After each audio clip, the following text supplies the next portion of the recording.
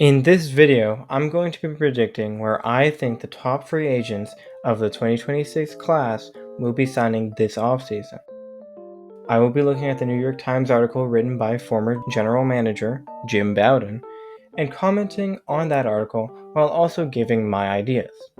Let's get into it.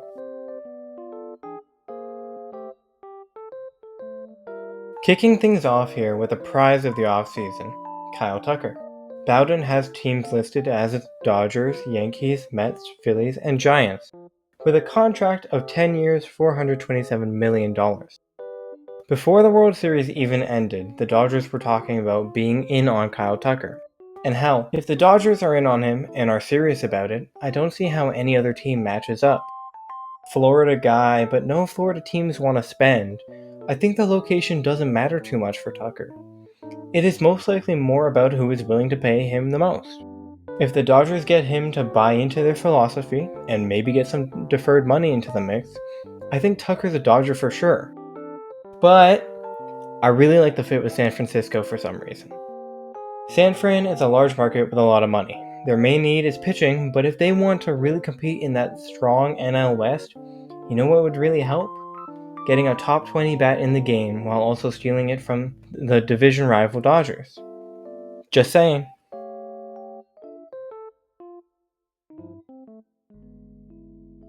I've said it once and I will say it again. I think Kyle Schwarber's swing is my favorite swing in all of baseball. It just looks so selective, almost like he picks a pitch and just hammers it. Bowden has his best fits as the Phillies, Mets, and Tigers. I'm going to say two of those are really dumb fits. The Mets have a DH spot open for Schwarber, but for how long? Soto is a terrible defender and is probably only going to get worse. I expect Schwarber to get a 6-year deal minimum. That's 6 years of Soto being in the field. Not to mention the added money. I just don't like it. The Tigers have shown no willingness to spend. They're most likely going to trade face of the franchise Tarek Skubal instead of extending him. Plus, one power hitter isn't going to immediately make them World Series contenders. It just doesn't seem smart. If I were a betting man, I would say Schwarber is re-signing with the Phillies. They have seen a bunch of success in recent years.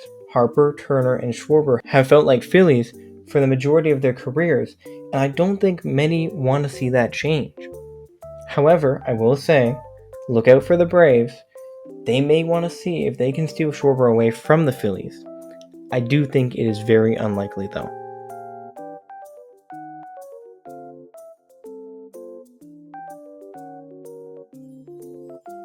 Pete Alonso had a weird free agency last year. First basemen aren't valued very highly in baseball compared to many other positions, as it is probably the second least valuable defensive position on the field according to analytics. Pete is coming off a way better year than last year with almost a full WAR more and almost 100 OPS points higher. There is no doubt he will get a long-term deal. Bowden has Mets, Phillies, Red Sox, Mariners, and Rangers. Mets feels right, but they seem apprehensive about the entire idea. The Phillies have Harper at first, and I think they'll bring back Schwarber, so I will say no to Alonso there. The Red Sox are interesting because he would absolutely thrive from the Green Monster, but they have Nathaniel Lowe and Tristan Casas, who are two players I still very much like.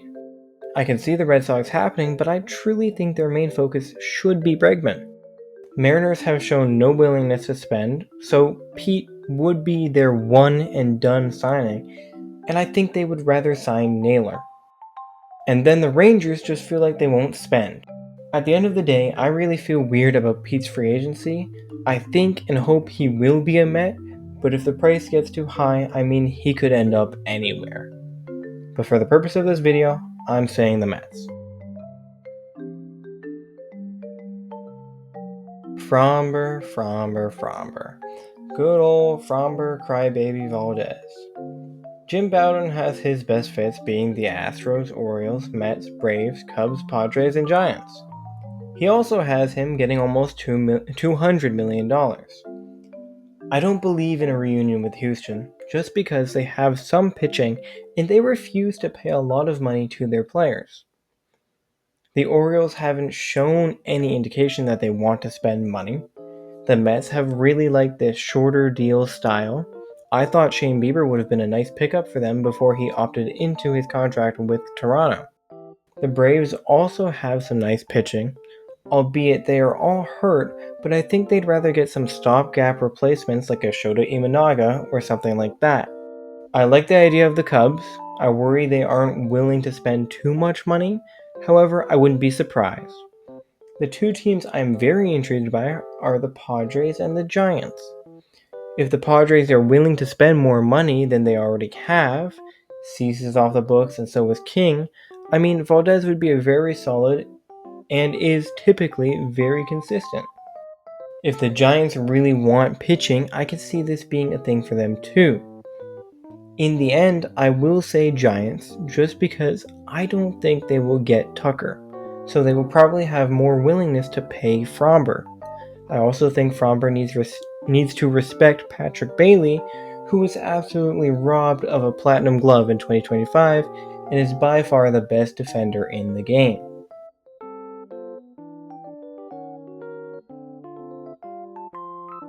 Bo Bichette had the best year of his career, even after missing an entire month due to a knee injury.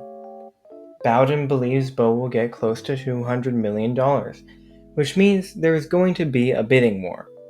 He has the Blue Jays, Red Sox, Tigers, Yankees, Phillies, Dodgers, Cubs, Mariners, and Mets as the best fits. The thing with Bo is he is being looked at as a possible third or second baseman because he lacks good defensive abilities at shortstop. The only thing is that he is going to have to be paid like a shortstop in order to be on a team, as he is marketing himself as a shortstop. However, some of these teams' suggestions are just not right. The Red Sox infield is full. Two top prospects in Marcelo Meyer and Christian Campbell are both infielders. They have Trevor Story, and I think they will re-sign Bregman, because they seem to really like him. The Tigers don't seem like they want to spend money. The Yankees probably want better defense, and Bo is a defensive downgrade. The Phillies have Stott, Turner, and Bohm, which would mean they probably have to trade Bohm, but if they sign Bo, would they sign Schwarber too? That's a lot of money. The Dodgers could probably get Bo if they wanted to. Muncy at third, maybe move Mookie to second, or Bo to second, and have Edman play the outfield. But the Jays fan in me just doesn't want to live in a world where he signs with the Dodgers. Cubs have a pretty solid infield already. Mariners don't want to spend, and Mets probably get Alonso over anyone else. So yes, as the Jays fan, I think he will sign with the Jays. I think Bo's first choice would be the Jays if he was given the same contract by every team. He was drafted by and grew up in the Jays system with Vladdy, and I am confident he will re-sign.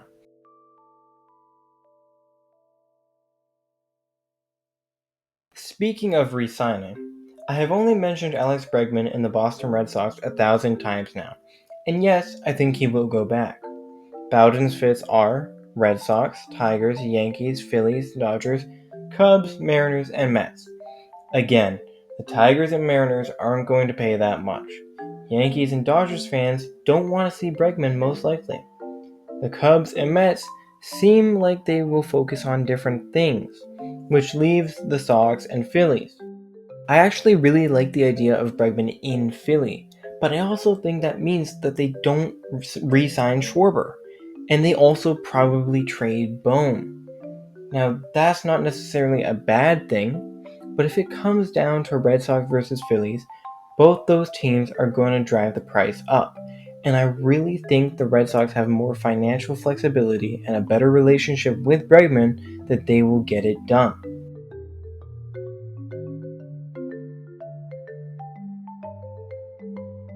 Ranger Suarez is probably the most underrated free agent in the class, in my opinion. If you know ball, you know Suarez is one of the best players on the market.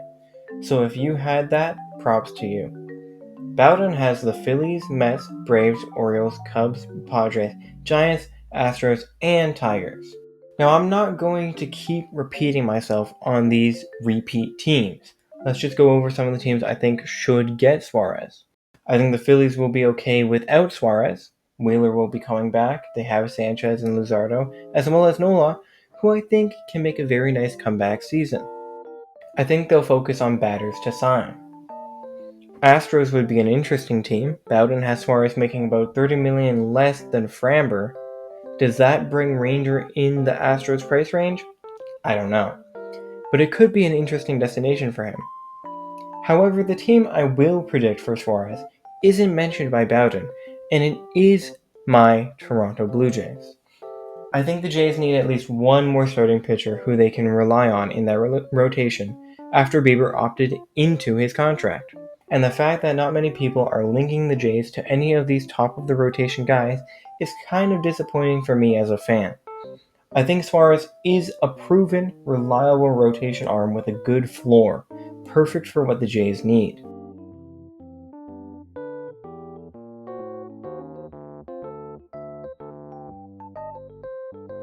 Dylan Cease had a weird year.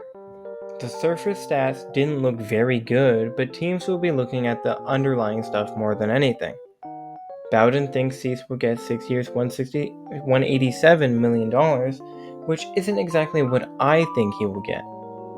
His fits are the Padres, Braves, Mets, Orioles, Cubs, Giants, Angels, Red Sox, and Tigers. I don't see the Padres signing Cease long term as they seem to be going through some financial struggles as of now. I think it would be a good idea for the Braves to get a power arm, but feel they may want someone a little more reliable who can give quality starts. My favorite fit here is the Mets, and it is conditional. I don't think Cease will get a long-term deal this offseason. Cease is a Boris client, meaning he will want a lot of money. Now, although he is durable and has good stuff, Cease isn't a guy who you know what you're getting from him. He is pretty inconsistent year over year, and the only consistent thing about him is he will make his starts. I think that Cease will need to sign a shorter deal, maybe 2 to 3 years, with opt-outs, which gives him a chance to put together a very good year and then hit the free agent market at the right time. I think with the Mets rotation being a toss-up, Senga has been struggling, you still don't know what you will get from Clay Holmes, and then you have 3 rookies in McLean, Tong, and Sprout. I think a guy who has been a frontline starter, who has pitched in important games, and can be a sort of mentor to the younger starters, is perfect for the Mets. They don't need to commit long term, and he can give them value on and off the field.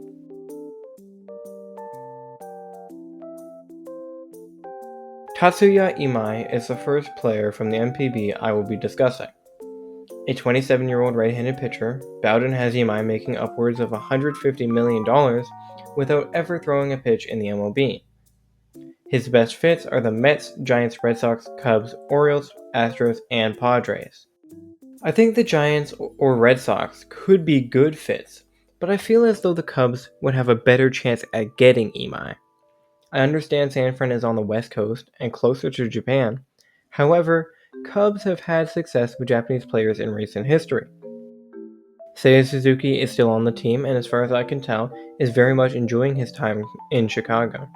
Shota Imanaga just became a free agent, but when he was with the Cubs, he seemed to very much love the city and the fans. I think teams who overlook Imai would be stupid to do so, and that the Cubs need to jump on their opportunity to get this guy. Matthew Boyd is the only stable option in that rotation right now. Both Horton and Steele got hurt at some point in the season, and you hope that they come back strong, but I really think they've got to do something with the pitching in free agency. I do want to touch on why I don't think the Mets would fit Imai here. Clearly they could fork up the money for him, and they have the Japanese tie with Senga. However, Imai will be looking for 7 years minimum, most likely. The Mets of recent years have been extremely against signing guys to long-term pitching deals, which is why I think they'd rather go for a shorter-term deal with Cease. Jim Bowden has Cody Bellinger's best fits as the Yankees, Mets, Astros, Padres, Guardians, Royals, Angels, and Mariners. Straight up, I think he will be a Yankee. You can make a case that instead of getting Bellinger, the Yankees should try to get Tucker, which I think would be worse for them as it would add so much more money to that payroll that I think is getting pretty tight at this point in time. I think they really liked Bellinger. His ability to play center field and either corner outfield spot, as well as first base, helps their defensive woes a fair amount. He also had a very nice hitting season with a good amount of contact and didn't strike out a ton, which is what the Yankees are looking to focus on for their offense. I really like Cody Bellinger for the Yankees.